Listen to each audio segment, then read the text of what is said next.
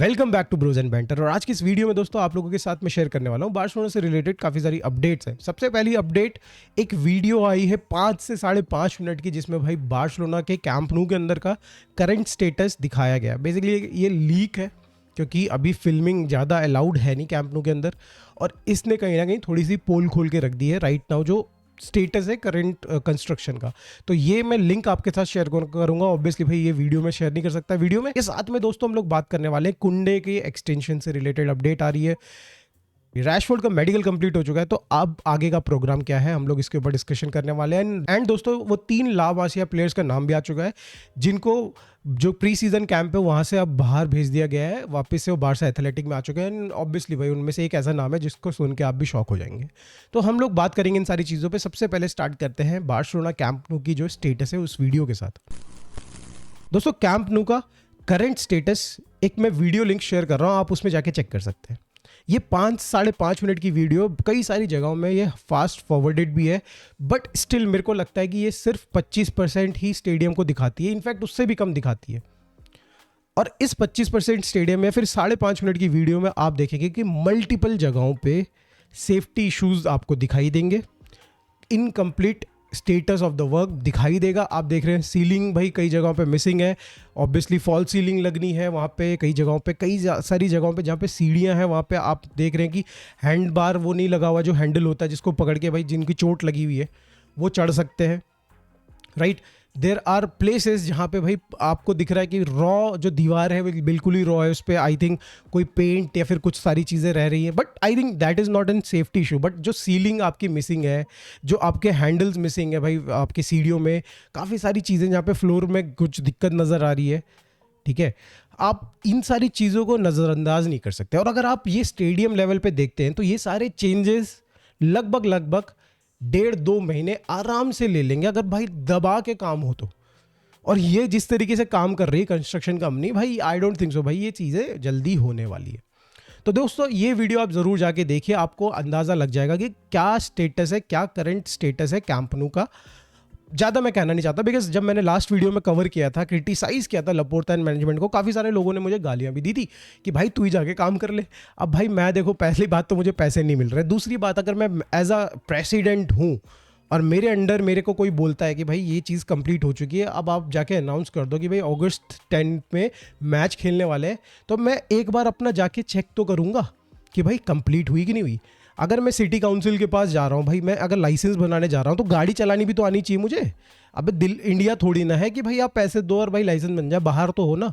आपको पता है कि हर चीज़ प्रॉपरली चेक करी जाएगी, तो आप भी अपने एंड से जो सिटी काउंसिल के जो सर्टिफिकेट देने के कुछ रूल्स होते होंगे, कि कुछ स्टैंडर्ड्स होते होंगे, वो आपको पहले से पता होनी चाहिए थे कि भाई ये स्टेडियम फॉलो कर रहा है कि नहीं कर रहा है, ये सारी चीज़ें अवेलेबल हैं कि नहीं है। तो ये सारी चीज़ें आपको पहले से ही तैयार करके रखनी चाहिए, फिर अनाउंस नहीं करना चाहिए था ना वीडियो में।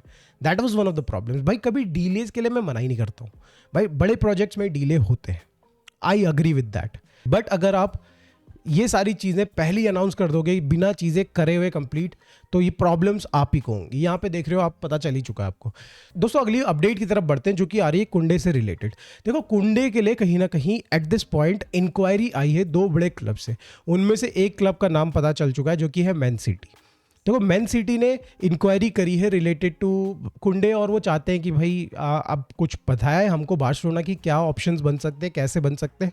बट बार्सिलोना ने क्लियरली उनको ये चीज़ बता दी है कि भाई राइट नाउ हम कुंडे को बेस्ट राइट बैक मानते हैं, और हम भी भाई अपना जो कॉन्ट्रैक्ट रिन्यूअल चल रहा है उसके साथ उसको हम लोग जल्दी से जल्दी कंप्लीट करना चाहते हैं।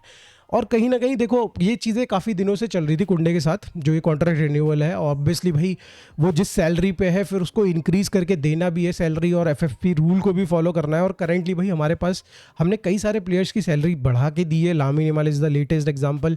रैशफोर्ड को भाई हाई सैलरी पे मतलब अभी हायर किया है। एंड देन अभी कुंडे के साथ करना है अभी कॉन्ट्रैक्ट रिन्यूअल, फिर एरिक गार्सिया, बर्नाल, बहुत सारे प्लेयर्स हैं, ठीक है। हर किसी को भाई हमें बढ़ा के सैलरी देनी है, एफएफपी को साथ में नज़र रखते हुए देखना है। तो ये सारी चीज़ें इतनी जल्दी नहीं हो पाएंगी। बट यहाँ पे जो सुनने में आ रहा है, पॉजिटिव अपडेट सुनने में आ रही है दोनों एंड से भाई, कुंडे एज वेल एज बार्सिलोना की मैनेजमेंट से, तो यहाँ पे लेट्स सी भाई कितनी जल्दी ये कॉन्ट्रैक्ट रिन्यूअल हो पाता है। अभी तक तो जो अपडेट आ रही है वो ये कह रही है कि दोनों तरफ से पॉजिटिव है और बार्सिलोना फैंस को इतना ज़्यादा चिंता करने की ज़रूरत नहीं, जैसे कि अभी हम लोग भाई फ्रैंकी डियोंग के केस में ज़्यादा चिंता कर रहे हैं, जिनके एंड पे अभी तक नया एजेंट हायर नहीं हुआ है और जो पुराने बैगेज है, पुराना जो एजेंट है उसके साथ वो अभी तक ख़त्म नहीं हुआ है। तो लेट्स सी दोस्तों उसमें क्या होता है, इसमें क्या होता है, हम लोग आगे बात करेंगे। दोस्तों बात कर लेते हैं अब मार्कस रैशफोर्ड की। कल मेडिकल खत्म हो चुका है और सब लोग यही सोच के चल रहे थे कि आज प्रेजेंटेशन फोटो ऑप्स वाला जो चीज़ें होती वो होगा। मार्कस रैशफोर्ड भी यही सोच रहा होगा, बट हंसी फ्लिक हैज सम प्लान्स। उसका आज था डबल सेशन था आज के दिन में, ट्यूसडे में, तो उसने भाई बोला कि ये सब चीज़ें कैंसिल करते हैं, फोटो वोटो ऐप्स, आपने मेडिकल करा लिया, वेरी गुड, कल आ जाओ सुबह वाली ट्रेनिंग में, शाम वाली ट्रेनिंग में। आपको पहले मैं चेक करूंगा कि भाई आपके अंदर वो एबिलिटी है कि नहीं। तो दोस्तों आज पूरा रगड़ के काम लिया जाएगा रैशफोर्ड से, और कल जब हाफ डे ट्रेनिंग करने के बाद रैशफोर्ड फ्री होगा, नहा धो के उसकी फ़ोटो वोटो करवाई जाएगी बढ़िया से, कोई दिक्कत नहीं है।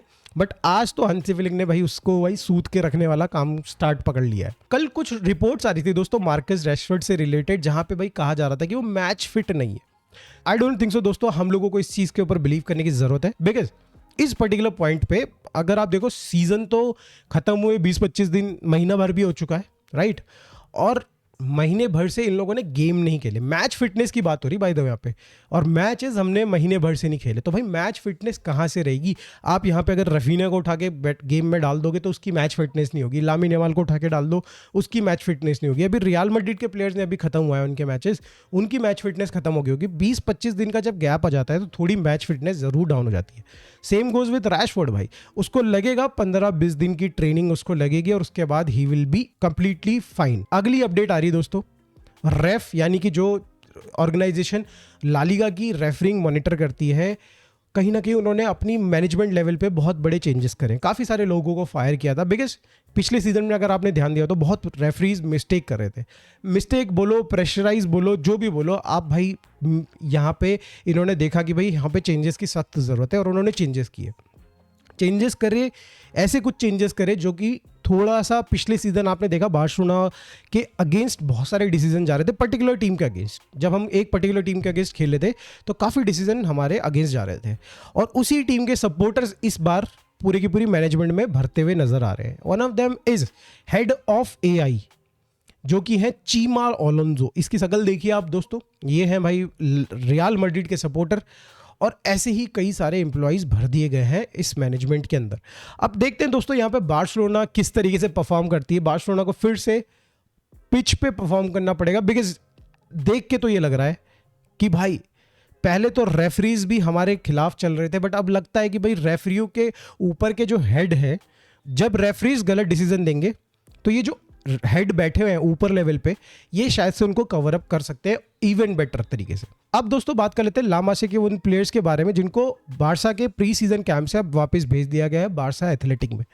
और आपने कल, मैंने देखो अपनी न्यूज़ में कवर किया था कि जान वर्जिली को कहीं ना कहीं शायद से वो चांस नहीं मिल पाएगा इस सीजन में, बिकॉज पेड्रो फर्नांडिस ने काफ़ी ज़्यादा इंप्रेस किया है हंसी फ्लिक को। हंसी फ्लिक कहीं ना कहीं ज़्यादा मैच्योर प्लेयर देखते हैं पेड्रो फर्नांडिस को कंपैरेटिवली आपके जान वर्जिली से। तो जान वर्जिली और फारे करके जो प्लेयर है ये वापस आ चुके हैं बारसा एथलेटिक में। इनके साथ एक और प्लेयर है बट वो इतना ज़्यादा फेमस भी नहीं हुआ था, राइट। कौन कौन से प्लेयर्स हैं जो कि कंफर्म हो चुके हैं एशिया टूर में जाने के लिए? Rooney Barji is one of them, आपके Geoffrey Torrance is one of them, and Pedro Fernandes is one of them. बाकी दो प्लेयर्स में मोस्ट प्रोबेबली भाई आपके टोनी फर्नांडिस होंगे, जो कि ऑब्वियसली बहुत बड़ा टैलेंट है, उनको लेके जाना इज़ अ मस्ट। बट यहाँ पे हंसेवली कुछ अलग डिसीजन भी ले सकता है। एंड एक और नाम हो सकता है, मोस्ट प्रोबेबली पाओ विक्टर होगा, जिसको हमें भाई मार्केट करना है to sell him in the transfer window. तो शायद से उनको इस रीज़न से लेके भी जा सकता है। तो देखते हैं दोस्तों अभी यहाँ पे कौन एक दो नाम और जुड़ते हैं यहाँ पे हमारे यंगस्टर्स में से। बट आज की वीडियो में दोस्तों बस इतना ही। वीडियो अच्छी लगी हो तो लाइक कर दीजिएगा, चैनल को सब्सक्राइब कर दीजिएगा। मिलते हैं दोस्तों नेक्स्ट वीडियो में। Thank you so much for watching, bye for now, take care.